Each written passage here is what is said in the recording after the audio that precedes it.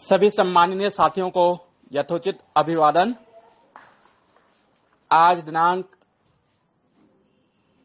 16 अक्टूबर 2020 दिन है शुक्रवार, और शुक्रवार का दिन होता है रिकॉर्डिंग क्लब में the story of recording club का। तो हाजिर हूं दोस्तों, आज एक बार फिर से एक नए वीडियो के साथ एक नई स्टोरी को लेकर, पार्ट 117। जी हां दोस्तों, रिकॉर्डिंग क्लब की कहानी का सफर आज 117वें अंक में पहुंच गया है, जिसे आपके सामने प्रस्तुत कर रहा हूं इंदौर मध्य प्रदेश से विनोद गढ़वाल। दोस्तों, आप सभी का प्यार, सहयोग, दुलार, स्नेह, आशीर्वाद रिकॉर्डिंग क्लब के साथ बना हुआ है, और अपेक्षा है कि यूं ही आपका स्नेह, प्यार, सहयोग, दुलार हमें मिलता रहेगा। साथियों, आप रिकॉर्डिंग क्लब को किसी भी रूप में अपना सहयोग दे सकते हैं। इस रूप में भी आपका सहयोग स्वीकार्य हो सकता है रिकॉर्डिंग क्लब को, जबकि इस स्टोरी को सुनते समय यदि आपके पास कोई विज्ञापन आए आपकी कहानी सुनने के दौरान, तो प्लीज आप उस विज्ञापन को स्किप ना करें, विज्ञापन को भी कुछ समय तक चलाएं, उसे सुनें। तो ऐसा करके भी आप रिकॉर्डिंग क्लब को अपना सहयोग कर सकते हैं। रिकॉर्डिंग क्लब का यदि अभी तक आपने चैनल सब्सक्राइब नहीं किया है तो प्लीज चैनल को सब्सक्राइब करें। वीडियो लाइक आए तो पसंद करें, शेयर भले ही आप ना करें किंतु सुने अवश्य, और आपको रिकॉर्डिंग कैसी लगी है कमेंट करके अपनी राय जरूर दें। तो चलिए शुरू करते हैं the story of recording club part 117।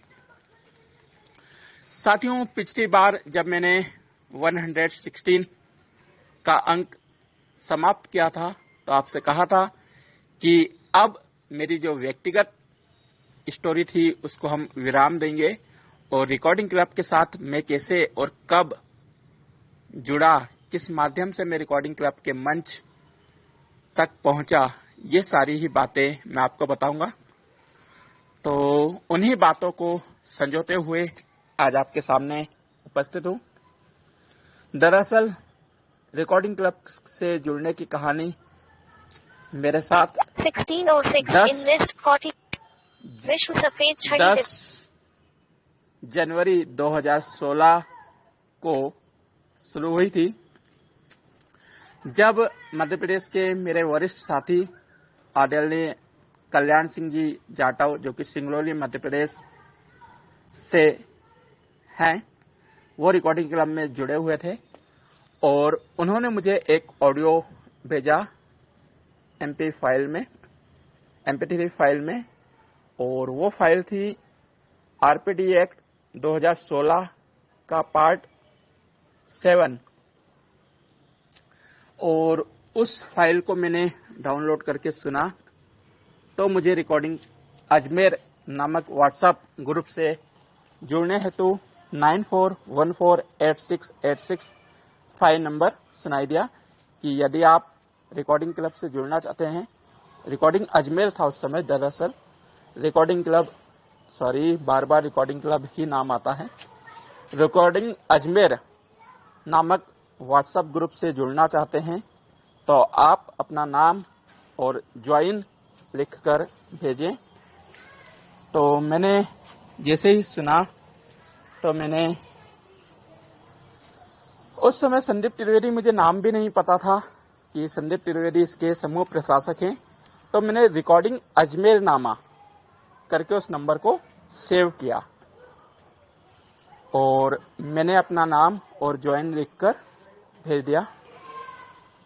2-3 दिन हो गए, मुझे समूह में जोड़ा नहीं गया। तो मैंने बोला यार, ऐसा कैसा ग्रुप है कि अपन बोल रहे हैं जुड़ने के लिए, कहते हैं कि आप जुड़ना चाहते हैं तो इस नंबर पर नाम और ज्वाइन लिखकर भेजें। मेरे को लिखे हुए 2 दिन हो गए। किंतु कोई ना तो मुझे जोड़ा गया है, ना ही इस नंबर से मुझे कोई रिप्लाई मिला है। तो मैंने उसी रिकॉर्डिंग अजमेर नामा, जो कि मैंने संदीप जी का नंबर सेव किया था इस नाम से, तो उस पर एक वॉइस नोट छोड़ा कि सर, इस समूह में जुड़ने हेतु रिकॉर्डिंग अजमेर समूह से जुड़ने के लिए मुझे ये नंबर दिया गया था और मैंने 2-3 दिन पहले अपनी रिक्वेस्ट आपके पास भेजी थी, किंतु आज तक मुझे जोड़ा नहीं गया है। तो क्या कुछ और भी कंडीशन होती हैं जिनको मैं शायद पूरा नहीं करा हूं और आप मुझे नहीं जोड़े हैं? तो फिर कुछ समय पश्चात वहां से रिप्लाई आया कि विनोद जी, आपकी रिक्वेस्ट हमने देख ली है, किंतु मेरे फ़ोन में कुछ तकनीकी प्रॉब्लम है जिसके कारण वह अभी रिपेयरिंग के लिए गया है और जैसे ही रिपेयरिंग हो जाएगा, मोबाइल काम करने लगेगा, तो हम आपको हमारे समूह में शामिल करेंगे। मैंने कहा ठीक है। फिर 15 जनवरी 2017 को मेरे व्हाट्सएप चैट पर एक रिकॉर्डिंग अजमेर नामक ग्रुप आया और देखा गया कि रिकॉर्डिंग अजमेर नामा व्यक्ति ने आपको जोड़ा है। कुछ दिन मैंने साइलेंट रहकर इसकी गतिविधियों को देखा, परखा, जाना, समझा और 10 दिन बाद 25 जनवरी को मैंने इसमें पहला अपना ऑडियो रिकॉर्ड किया।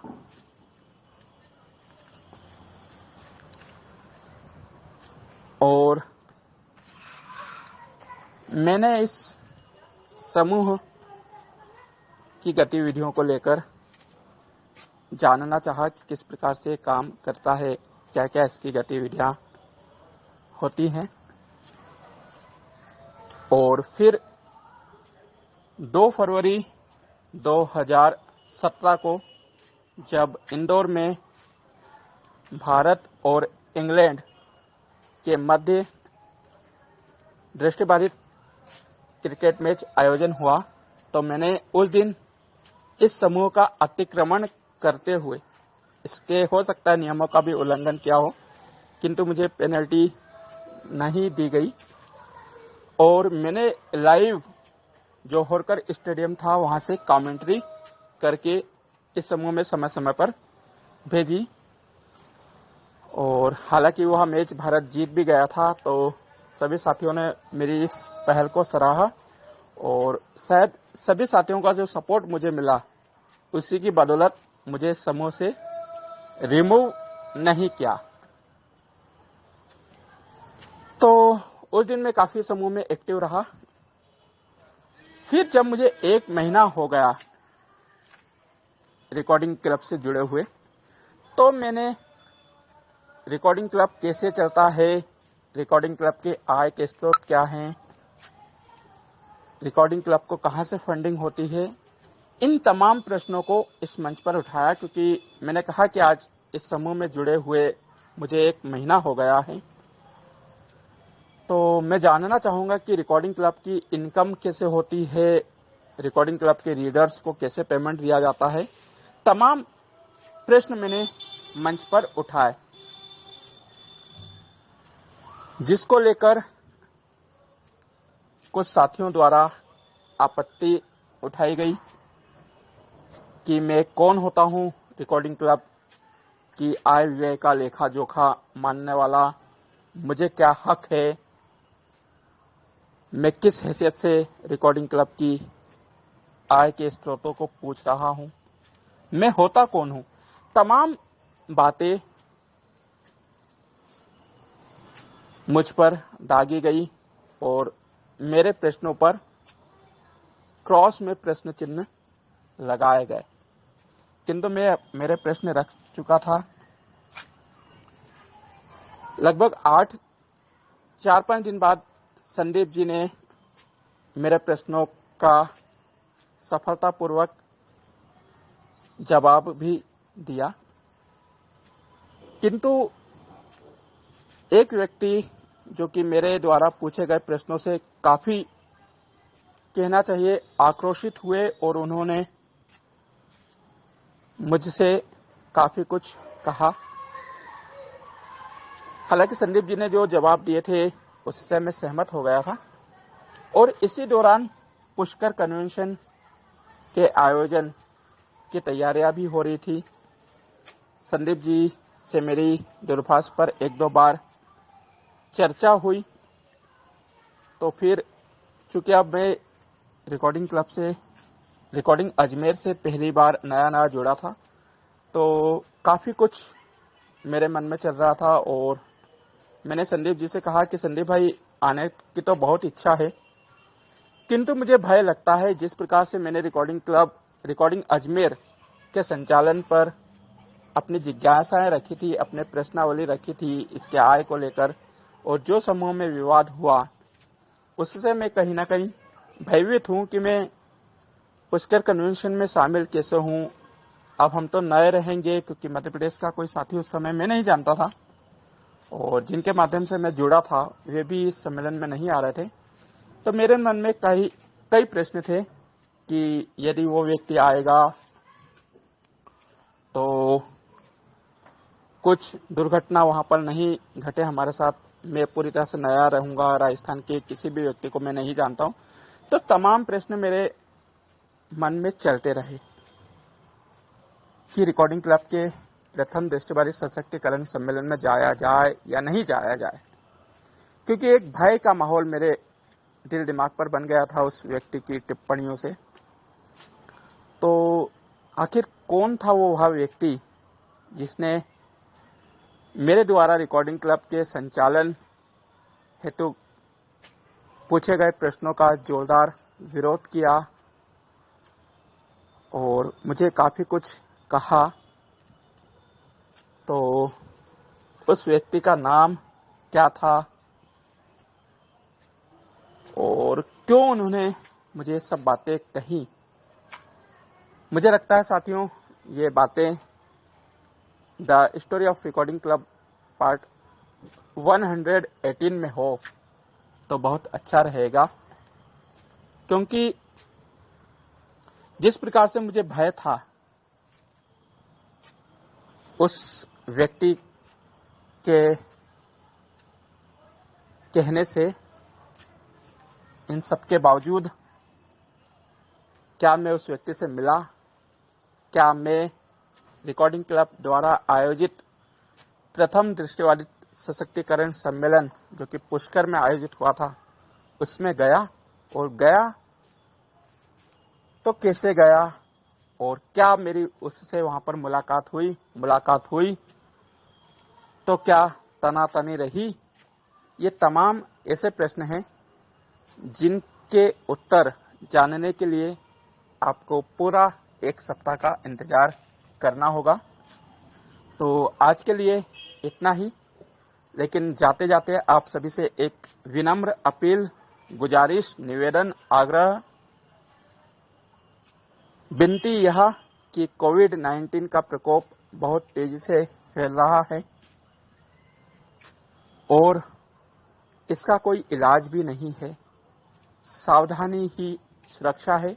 अतः आप शासन द्वारा बताए गए निर्देशों का पालन करें। एसएमएस को अपने जीवन में क्रियान्वित करें। सोशल डिस्टेंसिंग, मास्क और सैनिटाइजर का अधिक से अधिक उपयोग करें। सामाजिक दूरी है बहुत जरूरी। 2 गज की दूरी बनाए रखें। मास्क सदैव पहन के रखें। अपने हाथों को सैनिटाइज बार बार करें। बार बार हाथ धोएं। सुरक्षित रहें, सुरक्षित रखें। खुश रहिए, खुश रखिए।